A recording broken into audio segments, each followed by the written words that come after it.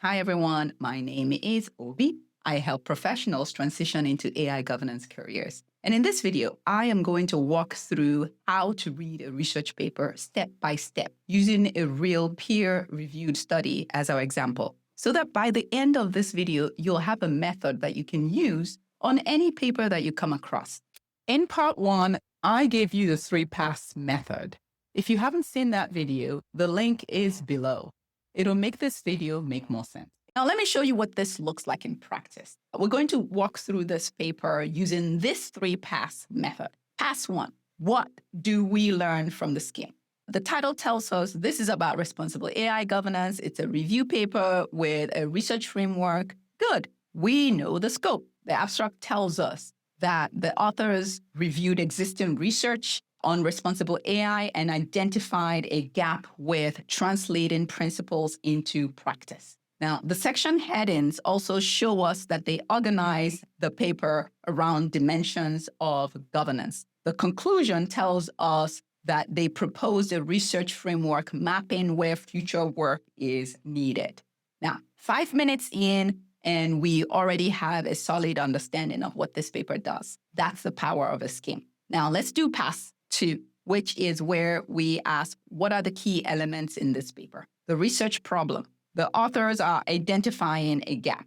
Organizations have developed principles for responsible AI, but there's a limited understanding of how to actually operationalize those principles. In other words, we know the what of responsible AI, but we do not know the how. So if you're in AI governance, that should immediately resonate because that's the problem that many organizations are facing right now. In the methodology section, they conducted a systematic literature review. What this means is that they didn't just read the papers randomly. They followed a structured, recommended format in finding the papers, in filtering the papers, and analyzing the existing research. They searched specific databases, applied what's called inclusion and exclusion criteria to figure out what papers they should include in the literature review and what papers they should exclude. They analyzed the papers that met those standards. Now, this is important because it means that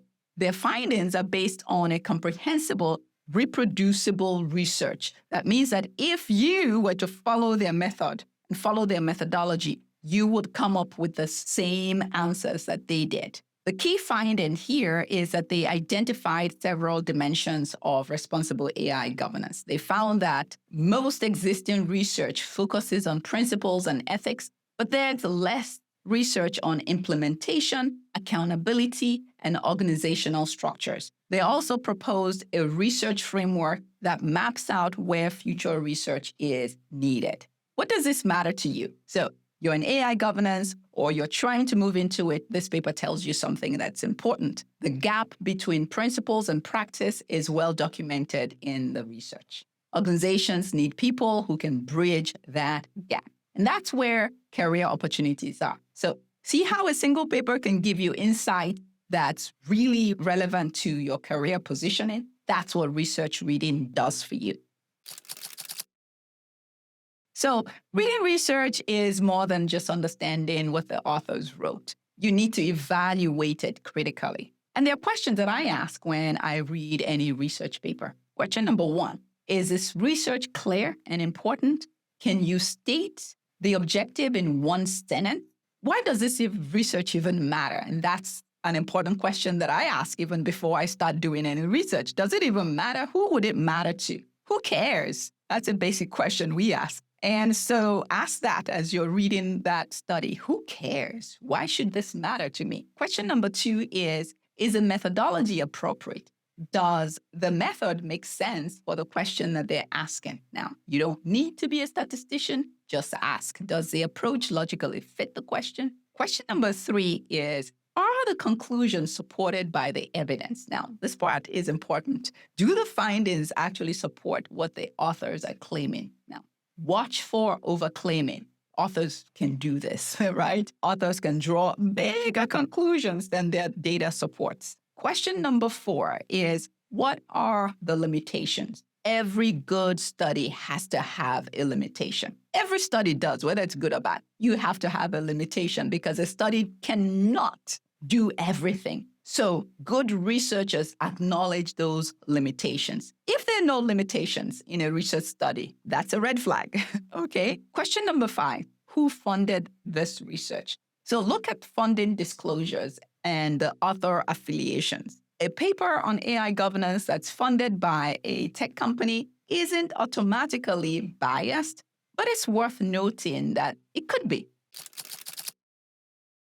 So if you're going to reference a research study in your work, in your presentation, in your writing, do it properly. Always cite the original source. Don't say studies show without saying which studies or referencing it somewhere. Don't reference a finding you read in a blog without checking the original paper. Include the full citation, the author, the year, the title, the journal, and even the volume if it's available. For our paper, that's Papagiannidis, Mikalev, and Comboy 2025, Responsible Artificial Intelligence Governance, a Review and Research Framework, Journal of Strategic Information System, Volume 34, Issue 2. Be honest about what the research says. Don't cherry pick findings that support your argument while ignoring findings that don't. Don't overstate what a single study proves. And always note their limitations. Good research literacy includes integrity. Now, and I've linked the paper that we've discussed in the description. Try reading it using the 3-pass method that I just talked about. Start with a skim, see what you learn in 10 minutes. And please drop a comment telling me what's the hardest part of reading a research for you. Subscribe if you want content on AI governance. And thank you so much for watching. I'll see you in the next one.